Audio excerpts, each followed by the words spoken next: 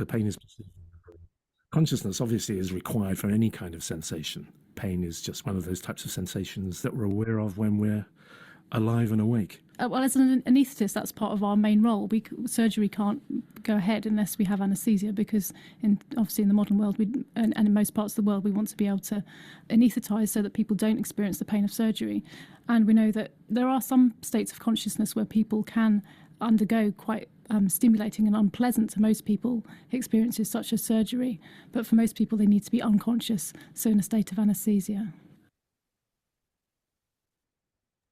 I can see from your face. That was so hard. I can see. Yeah. What do you think? when does they talk? Yeah. Okay, so Yeah. of course academic language and of course British accent, so both together it makes it really, yeah, of course makes it really hard to get the answers. Okay, could you, and of course I don't expect so you to get the complete just all the answers, but if you can guess it would be good. About the first B. one, great. B. Yeah, B. first, B. yeah, from damaging or so, great job. 22, what part of our body? C. Wow, C. good. 23, how many people? C. Wow, good job. Yeah, 24. 24 B. Great. 25. Mm-hmm. A. Wow, you made it. Wow, Uh-huh. you did it. Yeah, Yeah, but no, yeah, I don't know why. because you got the answer. So I, why? You don't know I'm why? I'm not. Because you are able Yeah, to I'm not guess. sure. I'm not sure. I just catch some words Really, and I don't think about the underestimate your listening. context. Yeah. No, Yeah. don't underestimate your listening skills because you are good, really good at listening. You say no one can, as I told you, I don't expect the first time that, the candidate or students can get the answers without mistake, but you did it. Great. Okay. So you can check and I sent all the questions in chat box for you, so you can check your teams and you can have all the questions now. Okay. Correct, choose the correct letters. How do scientists block pain nowadays? And you can check them. Oh. Yeah. Oh, I meet them. I just do finish in 2021 to 25. Okay, now 26, 27, 28. Sorry, maybe I missed because I didn't see the Yeah, question you come can from. check. I sent you. Check it later. This is the second part. Oh yeah, Yeah. I see. I see it for now. Yeah, I missed Okay. it. I missed it. Yeah. Okay. So can I Yeah, yeah, listen, okay? sure, of course. I will play it from the Yeah. beginning. So, but you want to check your correct answers again? Or you want to, because we haven't listened to the second part yet. We need to listen to get the answers for the second part. Here, 26 Yeah. to, Yeah. So which part would you like to listen again? Yeah, it's okay. So which part? Now for 26, 27, right? I didn't finish number 26 to 20 Because you 28. shouldn't. Okay, let me see. It was about, it's just the question, the first part of this section, 21 to 25. Now we will listen the second part, the rest of the audio to get the answers for 26 to 30. Okay? Yeah. So listen. Yeah. Most people experiences such as surgery, Hold on, please. but for most people, they need to. Okay. Yeah. Just a few seconds, then they start. It takes about like. Now listen and answer questions 26 to 30. It sounds like we have some clues as to how pain works, although there's a lot that we don't know. Is that why it's so difficult to find ways to block it, because we don't really understand the mechanisms particularly well? I think what we do understand is the kind of area that Natasha works in, which is the sensation of tissue damage by specialized nerves in the skin and the muscle and the viscera, and how those nerves are activated and send electrical signals. So the activity of those nerves is absolutely required for most pain states. And so by focusing on them, we can actually find ways to treat pain without understanding anything about pain perception. And so that's the focus of interest of most pain scientists. And that's where anaesthetists also are working in terms of blocking the drive into the central nervous system. But pain perception itself is completely mysterious. A good example of this might be one I explain to my patients, which is a phantom limb pain. Listeners might have heard of this already. It's when people can have a painful limb once they've had an amputation. So a person may have had to have an amputation for a medical reason, such as the leg in this case, let's say, might become gangrenous. So that's done under anaesthesia as a surgical procedure.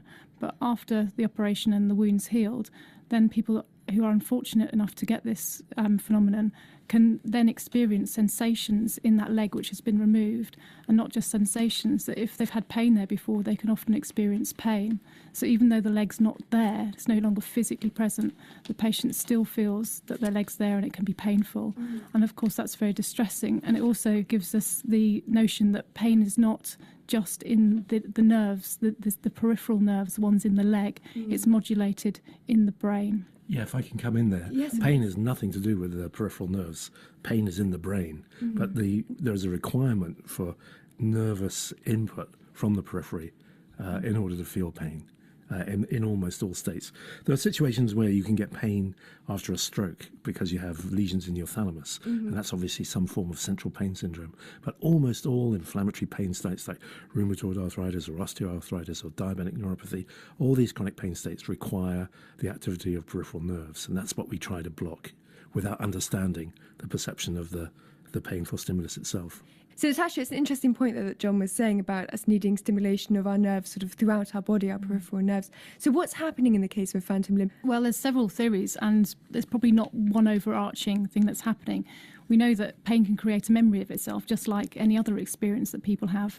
You might have, heard some records on the radio recently about David Bowie, for example, and that takes you, listening to that record takes you back to a certain point. So listening to music can take you to a certain point in time, and some sort of stimulation, for example, movement in that limb, or something else, which is the peripheral, that John's talking about, that peripheral input, can cause a learnt sensation to be re-experienced. It's not that the person's actively trying to recall that painful experience. Who would want that? But so it's like anything that's learnt. The nervous system's really, really good at learning things. That's how we've learnt to do all the great things that humans and people do in their lives. Unfortunately, it's almost like it can get switched on for some sensations, and then the person continues to feel that pain, even though there's no obvious mechanistic reason for them to continue to feel it. That is the end of section 3. You now have half a minute to check your answers. Well, 27. When do patients experience phantom limb pain? 26. 26, I said, sorry, it's a 27, okay. Yeah. How do scientists block pain nowadays?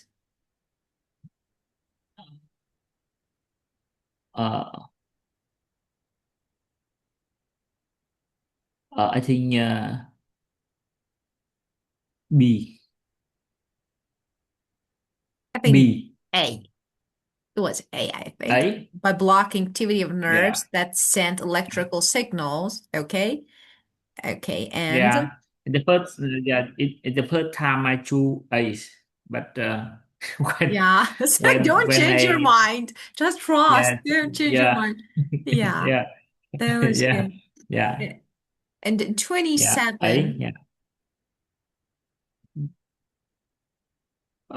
27 I think C. you're right. And you don't need, actually, you don't need to know the meaning, because do you know the meaning of amputation? Yeah. Do you know the meaning of this word Sorry? amputation? Do you know the meaning of this word amputation? Do you know No. this? No, Okay, so I no, want to no, say that when it no. comes to academic and part 3 and 4 part, you don't need to know the meaning of each word because you will get them easily. Okay, so of course, amputation is, the whole conversation was about like, body loss. For example, when you lose a part of your body, then your body start feeling pain. So for example, I don't know, just Yeah. someone loses like, their arm or their hand or their leg, even if when they don't have them, they feel pain. So this loss, accidental loss of a body part is called amputation. And yes, and this one, phantom limb, is that, pain, emotion. So for example, someone missed their arm, but they feel pain. So this is something that like it can like we can say that a sensation that an amputated or missing Yeah. like arm or leg or whatever, just which part of body feels. So this is another one. Okay, keep going with 28. So what is 28? B. Very good, definitely. Nerves are required to feel pain. Very good. And 29, that Memory. memory. Memory. Memory. Yes. Yeah. Yes, Memory. of Yeah. itself. Yeah. And Memory. the last one, I don't know. cause a learned sensation. You heard. You didn't know, so Yeah. you couldn't write. Okay, that is, Yeah. let me type in Yeah. chat box for you. Learn sensation. Yeah. Okay, by the way, perfect. It was great. Yeah. Well, Where you put in chat? Yeah. Yeah. yeah, of course. I just typed in chat box. Learn sensation. Yeah, and let's see if you can Mm. do the last part as, of course, well as all the parts, because let's see, the hardest part of listening, and we will listen to. You can check the questions while I'm playing the audio. Yeah. Okay. You can check the questions because it takes a few seconds and I can No. play this. Okay. Yeah. I think psychologist Yeah. is very hard topic Yeah. to me. Yeah. Yeah. But you could. Yeah. Don't worry. Let's see. Yeah. It's really interesting. I want to know that if you can do the last word because Yeah. okay. Section 4. You will hear a podcast about. Yeah. What happened? Yeah, give me some minutes to Yeah, you learn. will. Yeah, Of course, you will to check. rest. Yeah, to Yeah. rest. Yeah, yeah, So first, psychology. So yeah, we have mm, no more than yeah, one word. Yeah. one word. Mm.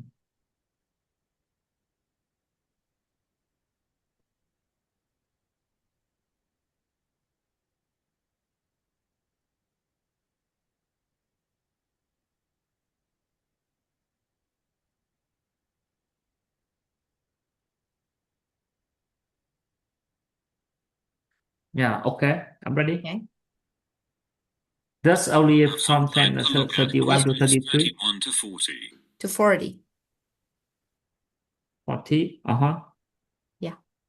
So yeah, so can you can you send me the I whole just of the sent you. question? Yeah, I just sent you. Just check your chat in like in Teams. You can check. Oh yeah. Look at I all Yeah. sent all the questions.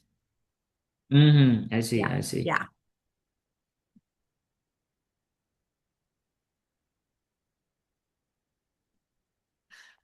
It's a little bit long. This part is a little bit long, so longer than the other. So it's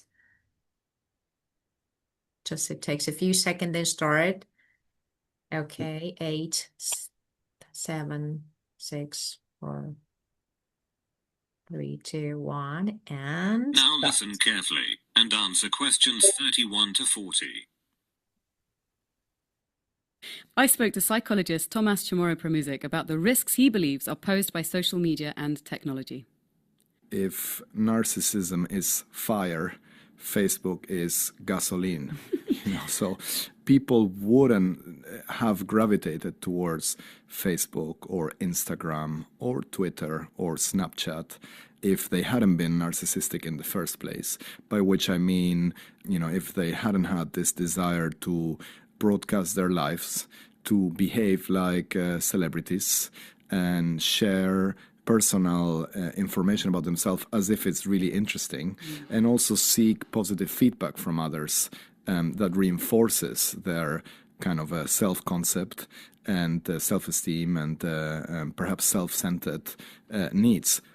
Now, it is also true that if you throw gasoline into the fire, these inherent tendencies, narcissistic tendencies that were there in the first place will become more exaggerated. And research has shown this. Research has shown, a very simple summary of the studies is that the more narcissistic you are, the more time you are likely to spend on these various social networks, but at the same time, the more time you spend on these social networks, the more narcissistic you become. So really it's a snowballing effect. Exactly. And the depression one is a different kind of phenomenon. It's the fact that a lot of people spend so much time following or snooping on others on social media, and they're unaware of the fact that the people that they are seeing there are not the real people they know. And because most people portray themselves in an unrealistically positive vein, and Facebook and other social networks encourage the suppression of negative emotions and reward the presentation or display of positive emotions, it makes people miserable and depressed to see others as so happy, because you compare yourself to others and you're like, why aren't I so successful, so good looking, or so, happy? Okay, so when we're talking about tech and also about the impact of technology on our behavior, I think something that's, again, garnering quite a lot of attention is the impact of screen time on well-being, on performance, on cognitive ability and development when we're looking at younger people. And there was an interesting piece in Ars Technica that cited two separate studies that have been conducted in the US. The first was by Common Sense Media, which looked at just under 3,000 US children aged 8 to 18 about their media habits. And they found that teenagers were spending about 9 hours a day online with media, and tweens, so 8 to 12-year-olds, were using media for about 6 hours a day. So this is within quite a substantial amount of time, and then also a time in which they'd probably be better off outside playing or socializing in person with other people. Do you think that there's an impact there on, for instance, being able to read emotional cues or being able to form relationships in a way that's deep and meaningful? Is there anything to suggest that that's starting to be compromised because of our use of screens and tech? So we don't have solid or reliable data on this yet, but at least conceptually, it would make sense. We all come to the world with a set of really basic and rudimentary skills that are developed or nurtured when they are put into practice or when we interact with the right triggers of these skills in the environment. So much like growing up isolated from others in a basement will lead to not having many social skills. If you grow up in the digital world mostly and you don't have much time to practice face-to-face interaction, you probably won't develop many people skills. The other thing that is, of course, problematic is that, if people were spending 6 or 10 hours online reading books or getting educated, you could argue at least they're developing intellectual skills or intellectual curiosity, but that's not the case. At most they can spend 18 minutes on a TED Talk, which will give them, more, it's edutainment rather than education. So it's the stuff that people do when they're online that is most problematic. And what about things like the sensory input that we receive? So, for instance, if you've got very young children, aged 6 to 12 months to 18 months, who are looking at screens instead of looking out and developing depth of field, what might that do for their development potentially in the longer term? One could argue that if for them adaptation to the world will be even more technologically mediated, it's okay, so it would only be a problem if you put them in a farm, ask them to hunt animals, or force them live in an Amish community. So, in that sense, the average 5-year-old today is better equipped to interact with much of the industrialized world than a 60-year-old or 70-year-old, because they can pick up any gadget and they know how it works. So I think the main deficit is around social and emotional skills. Connecting through people via technology is very different than having an effective face-to-face interaction. And so until this date, for example, we haven't worked out a way in which people can reproduce via technological means. The fact maybe we will, and maybe virtual reality can generate this in the future. But it's been pointed out many times that there are now more iPhones being sold every year, every day, not just every year, than people being born. And this difference between these two numbers keeps increasing. I think probably there's a causal relationship. The more time people spend on their smartphones or interacting with technology, the less time they have for physical interactions with others. So until we work out how to do certain things online, offline is the way to go. And most people now, young people, don't have these capabilities to develop certain skills in the physical or analog world. So we've heard how tech can have adverse effects on our mental state, but how is it being used in a positive way to help us? With us in the studio today to discuss, we have psychotherapist Dr. Gillian Isaacs-Russell, author of new book, Screen Relations, The Limits of Computer-Mediated Psychoanalysis and Psychotherapy. We also have Dr. Richard Dobson, who's head of the bioinformatics at the NIHR Biomedical Research Centre for Mental Health, and the tech team's own Hannah Jane Parkinson. Welcome, everybody. So, Gillian, may I start with you? So you're a practicing psychotherapist.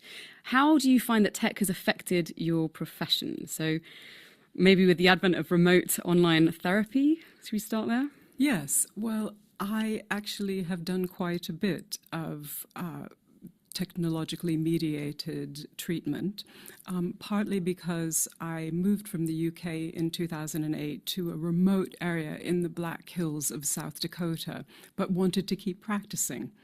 And so I attempted to use a platform like Skype in order to see patients, and thought that it was going to really help me to avoid any of the pitfalls of space, distance, time. I could just be anywhere, anytime. And what I discovered, and what led to my research and this book, was that there are some very distinct differences between working on the screen and working co-presently in the room. So we're all familiar with this idea of traditional Jungian psychoanalysis of lying back in a room on a couch and having our dreams interpreted and being in relationship present with the psychotherapist. But that's not the kind of therapy that we're talking about when we're talking about screen-mediated therapy. What have you seen in terms of the change and possibly the use of CBT with screen-mediated technology, and why is it suitable for online use? I think that the therapies like CBT or positive psychology, self-help, could be very appropriate for online use because they are didactic. They aren't based in a relationship. And the kind of talking therapies that you were referring to earlier are actually very strongly anchored in having a relationship. So if you're actually giving instructions to someone, if you are teaching them something, then of course it can be communicated through a screen. But if you are actually having to pay attention to the implicit, nonverbal part of the relationship, which we must do, then it doesn't come across in the same way. 60% of our communication is nonverbal and implicit. And actually, informatics researchers themselves, that is, specialists in information via technology, are talking about the fact that these kinds of implicit communications can't be carried over a screen at the moment, two-dimensionally. So do you think that there are risks associated with the more didactic kind of instructive practices like cognitive behavioral therapy, where the patient is getting a list of instructions? Are there risks kind of taking that approach? Can this treatment kind of mask or even potentially worsen real problems? I think that some of the risks may be that because we're not in the same room, we can't see the whole body. If you've ever worked on screen, you know that it's usually from the shoulders up. We're not able to see a lot of the intimate things that are going on with our patients. And so that means that, for instance, if someone is struggling with an eating disorder, it's going to be very difficult to see where they are in that, which could be dangerous. Wow. That is the end of section Okay. 4. You now have half a minute to check your answers. Okay. So let's start Mhm. with 31. Okay, you heard. I want you to type the answers because I need to check the spelling here. So, No, I can't. yeah, why? I Yeah, know. because I don't know that words. For example, the 41, I see the gasoline, but I don't know that Gasoline, words. of course, gasoline. And I will But I don't type know in that that for words. you. I will type, okay, 31. That's good that you know that is gasoline. Okay. I just type it for you. 32, Yeah, what you heard. 32. No, I don't know No? that word, so I It's didn't self-esteem. write it down. So for now, Yeah. I don't know. Yeah, Self-esteem, self-confident. We will use it a lot. yeah, Self-esteem. self-esteem. Yes. Yeah. And the Yes, next one, yeah, I heard the self, something. of course. But I don't know that word. I know that. 33, I'm sure you didn't write. I'm sure you didn't write it. Okay.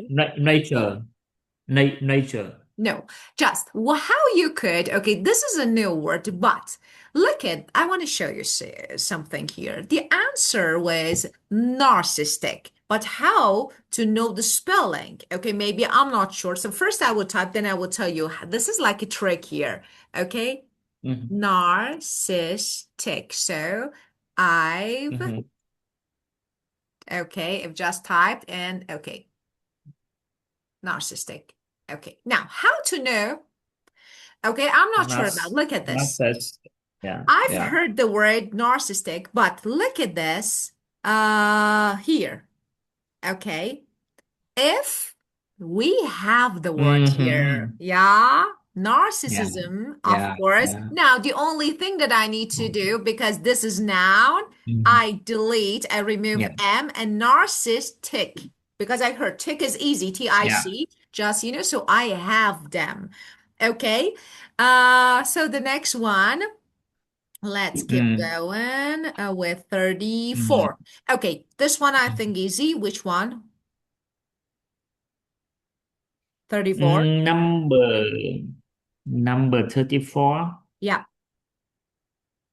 A C. Definitely C. T. Mhm. He said, okay, Uh-huh. distractor. What was the distractor? Yes, Yeah, definitely. First, he yeah, mentioned and said people have to portray themselves in a positive day, yeah, but yeah, this yes, actually this doesn't matter. It's yeah, okay, no yeah, problem with it. yeah, People compare themselves, and he didn't say people, say we. So you compare yourself and then you feel yeah, miserable. So this is C. yes, Okay, yeah, 35. yeah. I hear that. I hear him from beginning. He Yeah. said about the process themselves, yeah, but after that he talk a lot Yeah. in a themselves other and feeling, yeah, Yeah. but it had to me to get You it don't need get to. it, yeah. Actually, let me give you like maybe a Mm. hit or a trick here, okay? Because first, don't expect to hear the answer immediately. Never Mm-hmm. ever happens. What you hear at the beginning of the listening Uh-huh. is not the answer. If they directly mention it, Mm. it's not the Mm. answer. Definitely not the Mm. answer. And about the next, after each, pay attention.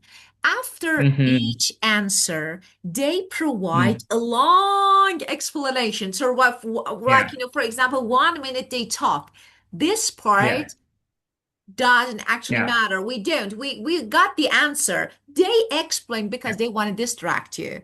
Like, they want yeah, to, and you feel like that, maybe I can get the answer later. Maybe that was not the answer. So first, this is like, this way you can test if it was correct. So yeah. when you get the answer, after that, you have about 1 minute description after each answer. Mm-hmm.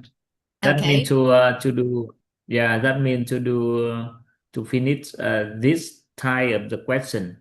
Yeah. The tip, the tip is the to the content in the explanation of the talking, right? Yeah, of And course. it may become from it often come from in the Extra. late of explanation. Yes, Yeah. extra description. You don't need to pay Ah, attention to it. yeah. Yeah, it's extra. Mm. Okay, and the next one, 35. What is the biggest? I Definitely I A. Yes, yes. And yeah. 36, if the children spend their time looking at a screen. 36 C. Yes, very good. About the last one, I'm sure you couldn't get the answers because some. Okay, first, I want to give you, Yeah. yeah, of course, I will discuss Yeah. like the word, and then of course I will give you the meaning of them. Okay, first, the first one, the answer. What you heard? Can you tell me? Collect, collects, Good, good. collect, Co-presently. collection. Presently. This is Yeah. what you heard. Okay. What is Correct. this? Happening Yeah. together. Co means Yeah. together, existing together at the same Yeah. time.